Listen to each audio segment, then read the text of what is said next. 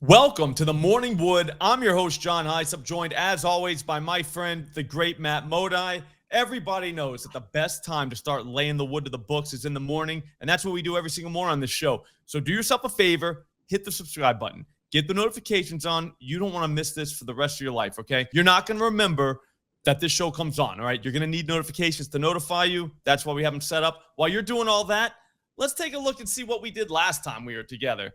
Matt, do you remember? I think it was Monday, wasn't it? Yeah, it was Monday. It's hard to remember anything back in 2024 because that was like a year ago. You know what I mean? Yeah, it was last year.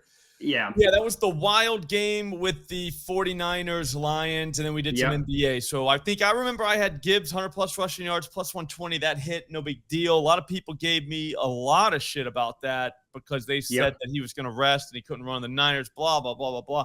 Guess what? Suck it, haters. Also, too, that night, I had Alex Sarr over 1.5 3-pointers made at plus 130. He hit two of them, I believe, in the first half. I think he hit three all day, so we did leave some meat on the bone. Whatever, it is what it is. I'll let you go through what you had there. There was a little bit of red, Matt. Well, so here's the thing. I also had Jahmyr Gibbs 100-plus rushing yards. Correct. So you take credit for that. So I will also take credit for that. The two losers are my fault. Brock Purdy, he if he didn't hurt his elbow, even though that was at the end of the game, he was going to run. I think he had 12 yards. He was going to run for more. That I take full responsibility, but that wasn't my fault. Yep. And then the Jennings thing, it's also not my fault that Pearsall guy stole all the yards. So I should have seen that coming. So I take full responsibility, but it also wasn't my fault at all. But Christian Brown, the MILF system play did hit, so we came away with something.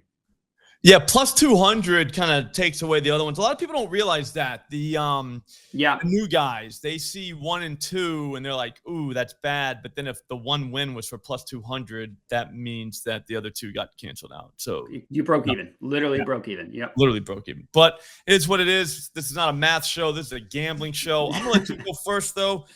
Redeem yourself, Matt. What do you got for tonight? So I'm going to redeem myself with the play that I know you're going to hate, but it's got no chance of losing, so I'm comfortable with it. It's an Anthony Edwards. It's your worst type of 3-point prop. Over 3.5 made 3-pointers plus 130 odds at bet 365. So here's the thing. There's a lot of things. We'll start. He's hit 4 more 3-pointers in 22 of 32 games this year. That's pretty good. I mean, that's a pretty high hit rate. Again, we're not a math show, but that's pretty good. And it's the way you want to target the Celtics. Like, their defense is incredible. They don't give up a ton of 3-pointers overall. The only way they give up 3-pointers is guys like Anthony Edwards, who can run a bunch of pick and roll and who can pull up from deep. So like they play this drop coverage when guarding the pick and roll. So the center who's guarding the roll man will drop to keep everything in front of him, but he plays a pretty high drop. It's not like you see with the Bucks where that guy's basically under the basket when winning a pick and roll. So they allow the 7th most attempted pull-up 3-pointers in the NBA, 3rd most made pull-up 3-pointers in the NBA, 5th most attempted 3-pointers from guards specifically, and the 6th most made from guards, both on the season and over the last 10 games. Anthony Edwards, he shoots a ton, taking the 4th most pull-ups on the year, 8th most over the last 10 games. Again, he's made 4 or more in 22 of 32 games. He just played the Celtics earlier this year, about a month ago. He made 6 3-pointers in that game. He shot 11. All we need him to do is make 4, do 2 less than what he did last time, and we're cashing plus 130. So you're going to hate it, but there's no way to start the new year, better way to start the new year than with the 3-point prop. I don't mind it. I like Anthony Edwards. He's probably my favorite player in the NBA right now. Watch. He's awesome. So he's kind of a dog, so I do like him. I'm going to go with a different kind of guy, though. I'm going to go with Andrew Nembhard, 12-plus points, even money at DraftKings. This is a guy that I don't normally back, all right? There really isn't a reason for it. I'm sure he's a nice guy and all, but he's just not in my personal circle of trust. With that being said, though, I said that my New Year's resolution was to gamble more. And if I'm going to do that, I'm going to need to have a bigger circle of trust. We got to get more guys into this thing. It's just that simple. The thing I like about Nembhard is he flies under the radar. He's an undercover guy, okay? No one even notices he's out there, okay? And lately, he's been getting a little bit more bold. And I'm thinking at some point, somebody's going to notice this guy. It's only a matter of time. It's all his fault, though. Over his last 4 games, the guy's taken at least 12 shots in all of them, okay? One game, he took 17 shots, Matt. That is crazy for an under-the-radar guy, okay? What's even crazier is he went for 12-plus points in 3 of 4 of those games. That's almost 75%. Not a math show, though. The only time he did not go 12-plus point was last game where he scored 10-plus points, but he was right there, okay? I'm thinking that he's just going to keep jacking up shots tonight, and if he jacks up at least 10 shots, which I'm sure he's going to do, there's no way he scores under 12 points. Just feels right. Morningwood jacking up shots. It all sounds good to me. It's hard to argue against that. Mm-hmm. I'm going to go with one that I think you will like. It's a first quarter point prop, so those are always fun. It's DeAndre Ayton over 4.5 first quarter points, plus 125 odds at Bet365. It's a good matchup against the Lakers, and Ayton is generally one of those guys that basically tries in the first quarter and then takes a nap for the remaining 3 quarters. So he's always fun to back in the first quarter. The Lakers have allowed the 9th most points per game to centers on the year, 10th most over the last 30 days. So, yeah, they're not the worst. They're not the Wizards when it comes to guarding centers, but they're definitely not good. Not a defense you want to be scared of. But as always, I like to look at props madness. 4 of 6 players with Ayton's scoring profile have hit their over against the Lakers. And just the last game, I mean, I get that no one's going to confuse the Blazers with the Cavaliers. Of course not. But in that game, both Jared Allen and Evan Mobley hit their point prop over against the Lakers. They have the same scoring profile, according to Props Madness. Jared Allen scored 27. His over-under was 11.5. In that same game, Evan Mobley scored 20. His over-under was 17.5. So they skied their over. And then looking at DeAndre Ayton, he's averaging 5.7 points in the first quarter in his last 10 games, about 5.2 on the year. And the haters are going to say he's only done this half of his games over the last 10. So he's scored 5 points in 5 of his last 10 games. First of all, that's a 50% hit rate that we're getting at plus 125 odds. So even if that was, even though that's the case, that's still fine. But more importantly, in every single game he went under, he had exactly 4 points. So he's basically guaranteed to get 2 buckets. He starts the game with 4 points, basically. All he needs to do is get another point or bucket or free throw, whatever it may be after that, and he's cashing it.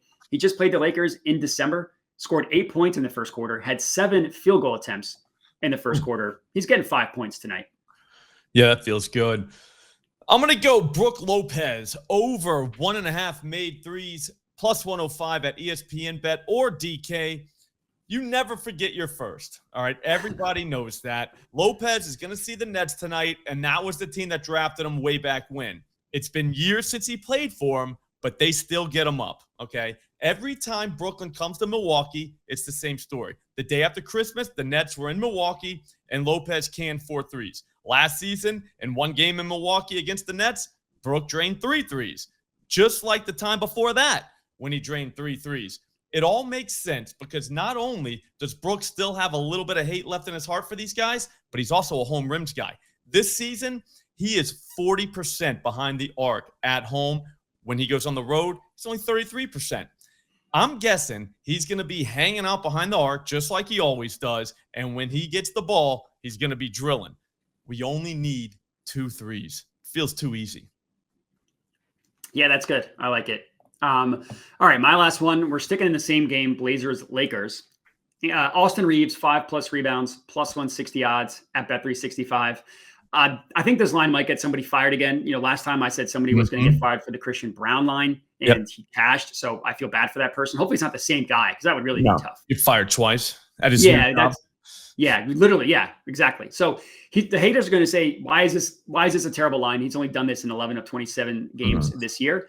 It's a recent thing for Austin Reeves. Normally, I like to do the opposite of what I'm about to say, but in this case, I think we can kind of look for in the future based on what we're also seeing now. He's hit 5 or more rebounds in 4 straight games, in 5 of 6, and in 7 of 9. And that doesn't seem like an outlier to me because, LeBron just turned 40. You can't be asking him to grab all these rebounds. No. Anthony Davis is always hurt.